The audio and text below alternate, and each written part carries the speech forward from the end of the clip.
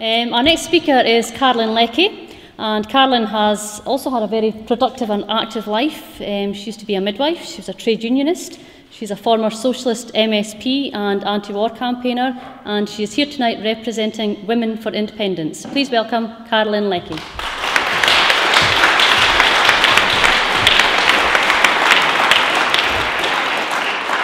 Hello, thank you for inviting me to Kirkcaldy. As I was driving in, I thought this is a lovely town and there's some right big houses in Kirkcaldy. I was quite taken aback. But then you drive by the right big houses and you come to this venue and the first sign on the door is food bank. And nothing demonstrates more the inequality in our society than that, put together with the latest Oxfam statistics about 5 families owning more than the poorest 20%. I'm from Women for Independence and I want to mainly talk about women. Women for Independence was set up in the first place to listen to women, because there wasn't a lot of that going on. To speak with women, because there wasn't a lot of that going on, even though we're 52% of the population. Women for Independence is now moving in to persuading women why women should vote yes. Nothing illustrates that. I mean, there's reasons every day. There's at least one more reason to vote yes every single day. Yesterday, there was a vote in the House of Commons in Westminster to put an overall cap on what I like to call social security spending, so that only a set amount will be available each year. That's the set amount that is already causing destitution and poverty and the need for food banks. So that if that set amount is reached, and I happen to get ill, or you happen to get ill, or one of us is made redundant, there's no money left to pay. And shamefully, only 22 MPs in Westminster voted against that. And for people who say there's hope in 2015 to get the Tories out, only 2 Labour MPs in Scotland voted against it. The Labour Party have accepted it into their policy. The Labour Party actually initiated the bedroom tax. The Labour Party initiated the reversal of the welfare state and social security. So it doesn't matter how you vote in 2015, you get the same. And it's really important in terms of that, because it's mostly women and children who are disproportionately affected by the attacks on the welfare state. It's been an ideological attack, I think, on women, because the money available for childcare has been reduced in the tax credit system. Child benefit has been restricted to certain amounts of women. Things that were built up over many years that women fought for, to have the right to an independent income so that they were not tied to a man, has been dismantled. Universal benefits, the universal credit, is paid to one member of a household. That will inevitably be a man. So the whole process of independent income to ensure the independence of women, the equality of women in society, has been absolutely hammered by this government, and the process was started by the previous government. Social security is reserved to Westminster. No Westminster party is going to reverse it. The only way to get the power to challenge that is to vote yes. It's the only way. And it could be so different for women. The inequality that women experience in terms of income, pay gaps, things I'm sure you all understand. It's not inevitable. The Nordic countries, for example, the top 10 countries in the whole world that are best for women include all of the Nordic countries. Iceland is at the top. 9 out of 10 of those countries are small countries of populations of less than 9 million.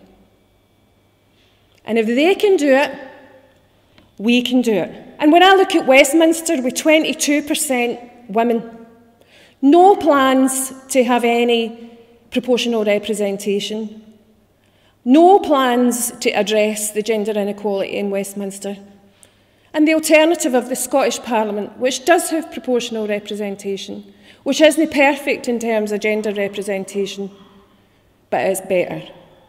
And the opportunity is there to change it and make it even better in the future. We don't have control over taxation, no, the stuff that really matters. And even the Labour Party's Devolution Commission, which is some sort of fudge to try and appease Westminster MPs who frankly are afraid of losing their salaries and their expenses, only represents the ability for the Scottish Parliament to spend about 3.8% of the total take in taxation for public spending. It's nothing. It's absolutely nothing. So we have a situation where women particularly, and Scotland as a country, is woefully represented in Westminster. We don't have representation, and we don't have the powers of taxation, but we're taxed. So we have taxation without representation. Now that's what started the American Revolution, and the slogan was no taxation without representation. In 2014, that is what we are living under. And it's one big layer, an impenetrable building and wall and customs and hundreds of years of privilege that you would need to break down to be able to change that situation. The Constitution of the UK isn't written in any one place. People think constitutions are boring. It's the people who have the power who tell you constitutions are boring. The people who can use the UK Constitution are only the lawyers, the privileged, the big corporations. They know how to get their hands in it and find it and use it in the courts. Independence gives us the chance to have a blank page, for us to be involved in actually writing a constitution that, contrary to the UK, would include things like social and economic rights, the right to a roof over your head, for example, the right to a minimum income, the right not to be destitute. The White Paper, and I would go further than the White Paper, I'm not a member of the SNP, but even the White Paper includes proposals for social and economic rights in the Constitution and includes the right of automatic citizenship on residency, which is very, very different from the direction of travel from the UK. The idea that we could have these things within a UK constitution, quite frankly, is pie in the sky. The whole media debate from last night was about Nigel Farage and Nick Clegg, and apparently, according to the polls, Nigel Farage won. And obviously, they weren't talking to anybody in Scotland. And the upcoming European elections are going to be really stark, I think, in pointing out the difference in terms of values and principles exhibited generally in Scotland in comparison to how England votes. And often the whole argument about independence, the pressure and the spotlight is on Scotland to justify its independence. And the UK, quite frankly, gets off the hook a lot of the time. So, whilst I like positive campaigning, I think a bit of negativity ought to be directed in the direction of London. The UK is a country that, as well as the attacks on women and benefits and immigrants and all the rest of it, this is a country that has introduced legislation under a Labour government that would make it illegal, and does make it illegal for similar situations, to volunteer, for example, to fight against fascism in the civil war in Spain with the international brigades. And so on one hand, you've got governments celebrating it and media covering it and statues everywhere. You've got La Passionara on the River Clyde. La Passionara, if she was in Scotland, because of UK government legislation, would either be in the jail or on a control order. There's been such a fundamental undermining of the values that have existed in Scotland for hundreds of years, actually.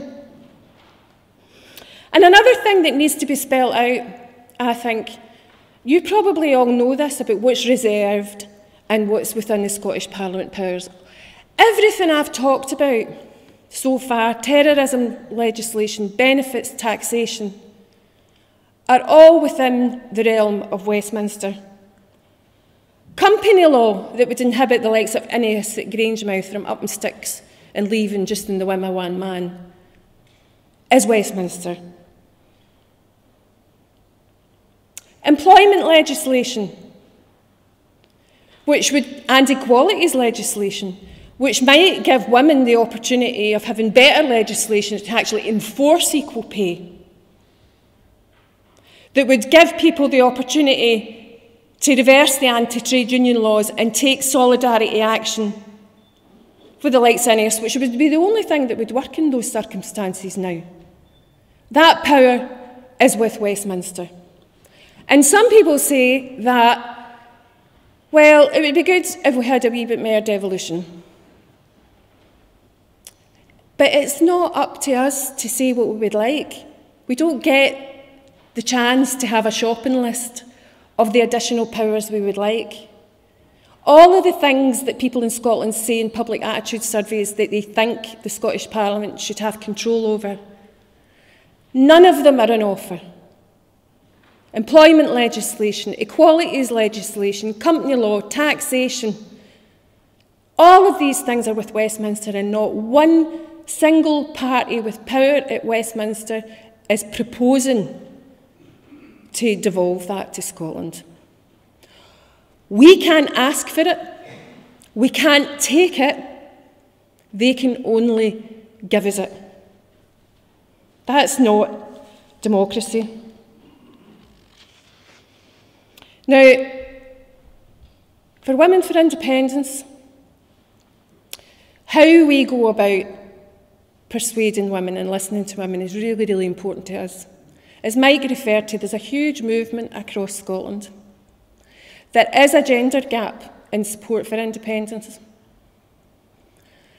And it's not just women or Women for Independence's responsibility to bridge that gap. If you're a woman and want to improve your life, you need to vote yes. But it's everybody's responsibility in here to bridge that gap. To talk to your friends, to talk to your family, to talk with women in all of these situations. Because women, because of the inequality they suffer as women, are also suffering inequality by living in Scotland. So it makes sense if women maybe feel a wee bit less confident that they will be able to have control of their lives. And so that issue needs to be addressed head on. But I'll say as well, it's not just about persuading women as if they were something out there. There are women in here, there are women in the country, there are women who are leading very, very busy lives, under pressure, doing most of everything, the caring, the housework, working, for paid employment, all at the one time, doing everything. So we need to be able to speak with women where they are. And I would ask that everybody takes that on board. If there's one message that Women for Independence wants to convey is, we all have an interest in women voting yes. Unless the gender gap is bridged, there will be a no vote. So all of us have to take that responsibility. And women won't go away if there's a yes vote either. There are many examples over history where women have been the drivers of the change. Suffragettes, rent strikes, resisting the poll tax in communities. Loads of evidence. The French Revolution, women were there, demanding equal citizenship, but they didn't get it. They were perceived as passive citizens, like children. Women will not be excluded by this independence revolution. We might not have to bear arms, but there is a revolution underway. Women's voices will not be excluded from that, and there will have to be a purpose to independence, and it will have to represent equality for women, with all the levers that we can get through independence. And as one woman who participated in one of Women for Independence listeners' exercises said, for me it's quite simple. You have to be able to hold power to account. You have to be able to get rid of them. And for me it seems insurmountable that how you get rid of them in Westminster when they're all saying the same thing anyway. But at least with the Scottish Parliament, you can jump in a bus, you can get there, and you can look them in the eye, and you can give them a right shuriken, and they might just be fair enough to change their views. So it's the difference between accessible power, inaccessible power, equality of power, and quite frankly, no power at all. And all we have to do is put a cross in the ballot paper on September the 18th. How would you feel on September the 19th if you didn't turn up to vote? Or you voted no because you just weren't sure, or you were a wee bit feared because of everything that's being bombarded? We have a huge responsibility as this generation, and we also have a huge privilege. We cannot discard it. We need to step up. Nothing is guaranteed. The independence is about choices and chances. But what is more likely? That you can change society dramatically, radically, by voting Labour in 2015? Or you can seize the opportunity to completely change the landscape and have infinite chances of what our society could look like by voting yes on September the 18th. We need to take that chance. Nothing is guaranteed, but how would we feel if we didn't take that chance and step up and take responsibility? Thanks.